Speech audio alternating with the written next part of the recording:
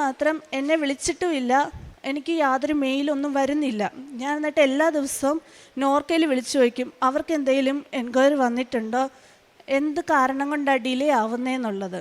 പക്ഷേ അവരും പറഞ്ഞു ഞങ്ങൾക്കൊന്നും വന്നിട്ടില്ല, എന്തുകൊണ്ടാണ് ഡിലേ ആവുന്നത് ഞങ്ങൾക്കറിയില്ല എന്ന് പറഞ്ഞു.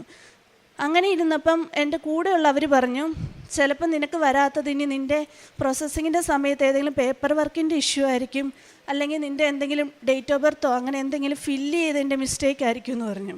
അപ്പോൾ അങ്ങനെ എന്തെങ്കിലും മിസ്റ്റേക്ക് ഉണ്ടെങ്കിൽ തന്നെ അവർ നമുക്ക് അവിടെ നിന്നൊരു മെയിൽ അയക്കണം, നിങ്ങൾ അതിൻ്റെ കറക്റ്റായിട്ടുള്ള പ്രൂഫ് തരണം, ഇങ്ങനെയൊരു മിസ്റ്റേക്ക് ഉണ്ടെന്ന്. എനിക്കൊരു 1.5 മാസത്തോളം, എനിക്കൊന്ന് 2 മാസത്തോളം കംപ്ലീറ്റ് ഞാൻ വെയിറ്റ് ചെയ്തിട്ടും എനിക്ക് യാതൊരു മെയിലും അവിടെ നിന്ന് വന്നില്ല. അപ്പോൾ എല്ലാവരും പറയാൻ തുടങ്ങി, അവളെന്തായാലും മാതാവിൻ്റെ ഉടമ്പടിയൊക്കെ എടുത്താ, എന്നിട്ട് അവൾക്ക് മാത്രം പെർമിറ്റൊന്നും വന്നിട്ടില്ലെന്ന്.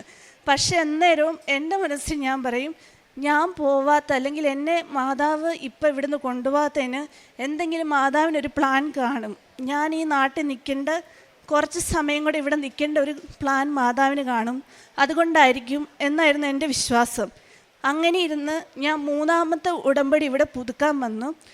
3ാമത് ഉടമ്പടി പുതുക്കാൻ വന്നപ്പം എൻ്റെ ഏറ്റവും വലിയൊരു നിയോഗമായിരുന്നു, മാതാവേ എൻ്റെ വർക്ക് പെർമിറ്റ് വരണം. ഇനി വന്നില്ലെങ്കിൽ എല്ലാവരും എന്നെ ഇങ്ങനെ ചോദിക്കും, എന്തുകൊണ്ടാണ് നിനക്ക് വരാത്തെന്ന് എല്ലാവരോടും പറഞ്ഞ് ഞാൻ മടുത്തു. അങ്ങനെ ഇരിക്കുമ്പം ഇവിടെ വന്ന് ഉടമ്പടി എടുത്ത് 2 ദിവസം കഴിഞ്ഞപ്പോൾ എനിക്ക് മെയിലും വന്നു. അതോടൊപ്പം നോർക്കയിൽ നിന്ന് എന്നെ വിളിക്കുകയും ചെയ്തു, വർക്ക് പെർമിറ്റ് വന്നിട്ടുണ്ട്, വന്ന് കളക്ട് ചെയ്തോളാൻ പറഞ്ഞു.